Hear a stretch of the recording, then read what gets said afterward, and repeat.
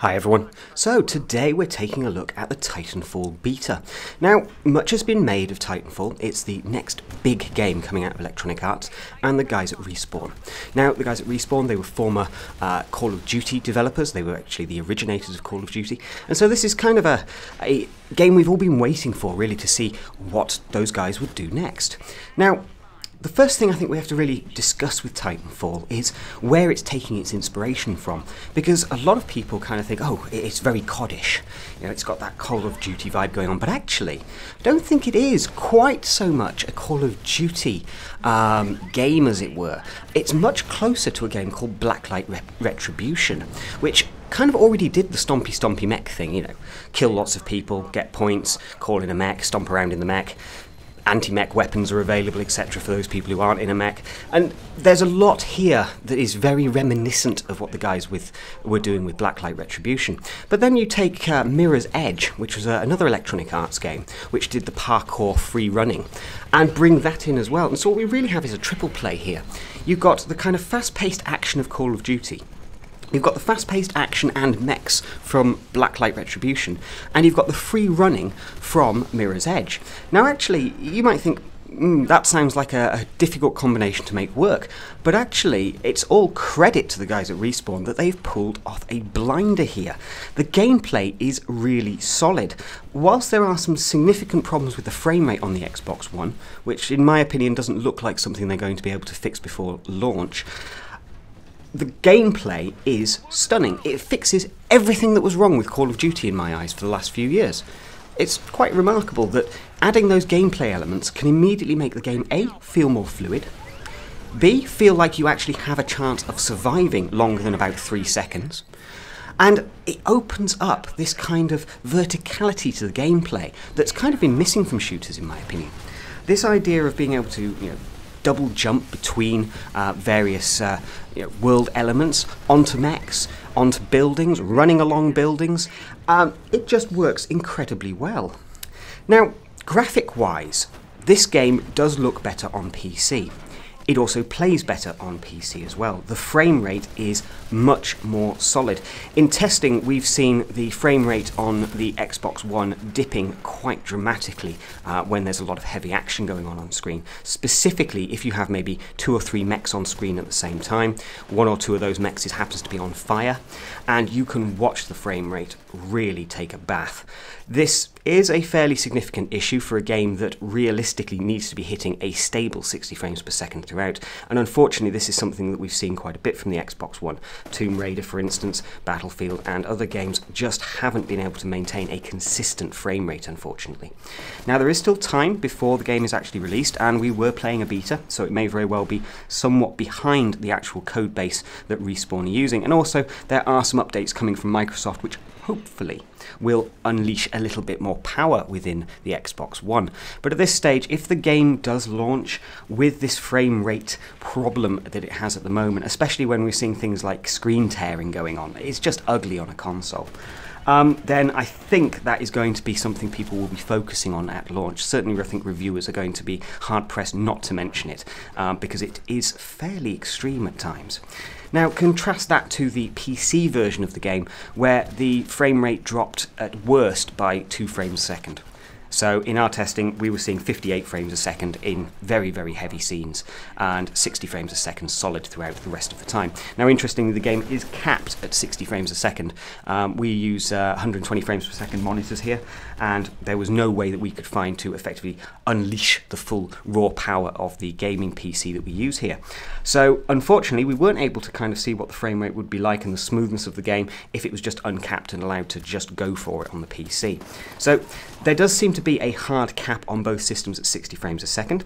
The PC, with not the most stunning of up-to-date equipment, as it were, a Core i7 with 16 gig of RAM, a couple of SSD drives, and a 7950 overclocked to approximately the 7980, I think it is, specs.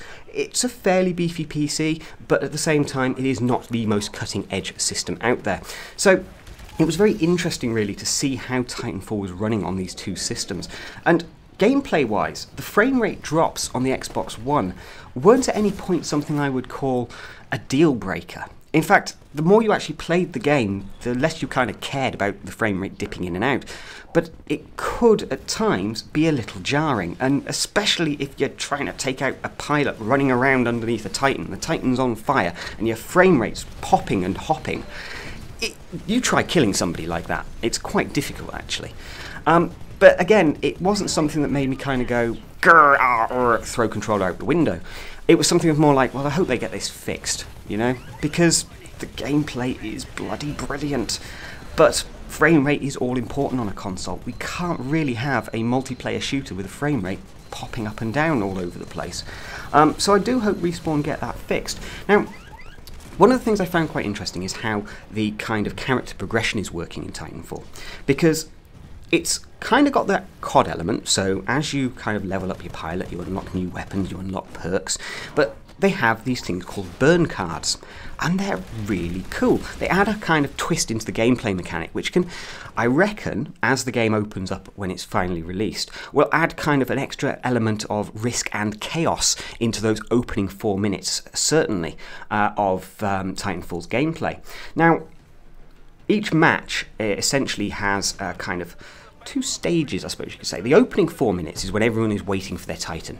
Whenever you kill an enemy pilot, an enemy Titan, or AI minions, what will happen is your Titan timer will reduce, thus getting your Titan faster.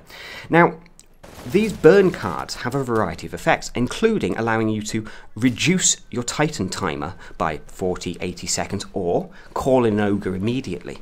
Now, this can really change the gameplay up, because suddenly people aren't expecting a Titan to be stomping around in the first sort of 2 minutes of gameplay, and suddenly there's a Titan stomping around in the first 2 minutes of gameplay.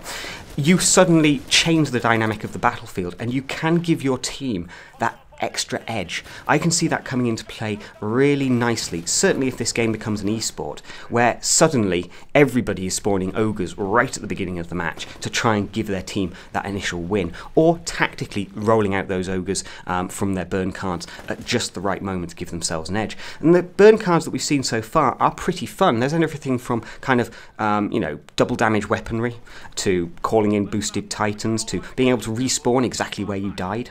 Just, if you want that revenge, basically, on the person that killed you. It's really, really cool. Like I say, I think it really changes up the dynamic of the gameplay really nicely. Now, just talking about the AI in this game, and it's an area where quite a few of us have been kind of going, how is that going to work? And does it actually work in practice? It felt a little MOBA-ish to me when we were kind of looking at the early footage and when Respawn were actually talking about the game. And to a certain extent, it is a little bit MOBA-ish, but without the kind of lanes going on. Mobs, or AI, as it were, will kind of spawn into the battlefield, and they'll do their own thing. They're not under your control. They kind of have their own agenda. They'll wander the map. If they see enemy pilots, or Titans, or enemy AI, they'll hunker down and start shooting at it. And it's all animated really well. The idea behind them really is to kind of pad out the maps, because otherwise these maps would be feeling quite sparse with only 6v6, and certainly at the beginning first 4 minutes of the game it would feel really lonely, actually. So the AI does help to bring, a little bit of character to the world and bring the world to life a little bit. Whether they are actually necessary, I really don't know. Personally, I think we would have been better off seeing a 10v10 or a 12v12 game without the AI in there. And I don't think it would have made much of a difference either one way or the other.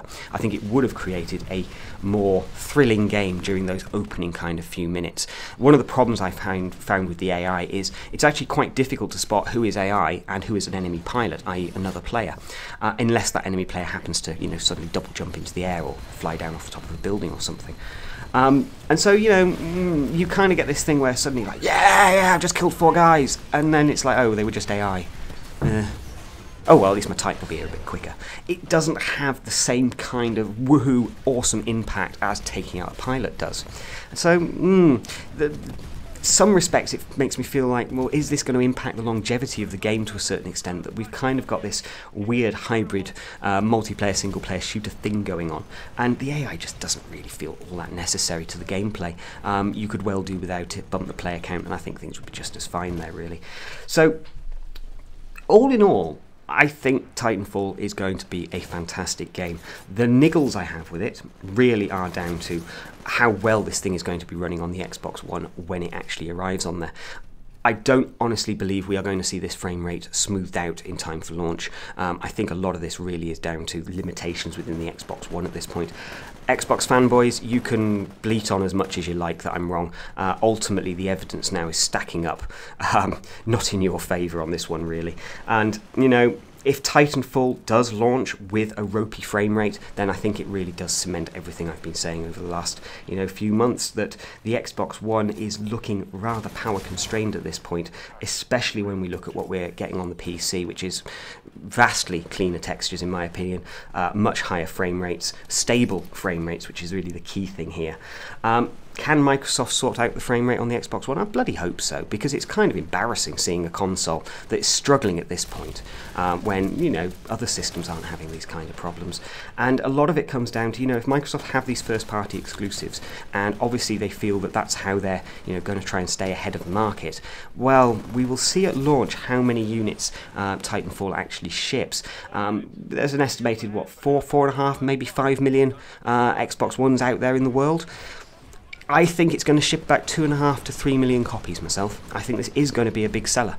But what we'll have to actually see is what the trade-in is like on this game. If people get sick of it after a month, then they've got a problem. Titanfall has to be able to support a player base for an entire year until the next Titanfall is released. They have to copy the Call of Duty Battlefield-y kind of formula here, because ultimately that's what EA is going to be looking for. When we actually look at what Titanfall is, it's actually a very simple game from a design point of view, because we've got rid of the single-player stuff. You get rid of the single-player elements, and suddenly you're going to be able to turn around a multiplayer game much, much faster. That's why most free-to-play games are multiplayer games, because instead of having to spend 3 years to make a AAA title, you can do it in 12 to 18 months instead, because you're just focusing on the single player component, which ultimately is smaller maps, less interaction, less animation, etc, etc. So I certainly would expect to see Titanfall every single year. What I want to kind of get a feel for really is how Titanfall is going to have, is Titanfall going to have that longevity in the marketplace to carry itself fully through a full year each time? I'm not so sure, but we will see when that single player elements, well, the campaign mode, as it's being called in Titanfall, it's really kind of like the single player part of the game. What we've been playing really is kind of like some deathmatch maps, I suppose you could call it. When we see this campaign mode, hopefully that will give us our linking story, and we'll get a better idea for kind of how people want, how Respawn want us to kind of feel about this game from a story point of view, which I think is what draws a lot of people in initially. Certainly it draws me in. But anyway, that's Titanfall. I would love to know what your experiences of the beta have been so far. Do let us know in the comments, do drop us a like, and do share on to your friends. Titanfall is certainly shaping up to be a fantastic title, but with some rough edges that are going to have to be fixed before launch if they want this game to be considered an absolute groundbreaking AAA title. Get that frame rate fixed on the Xbox One, and I think they've got a winner.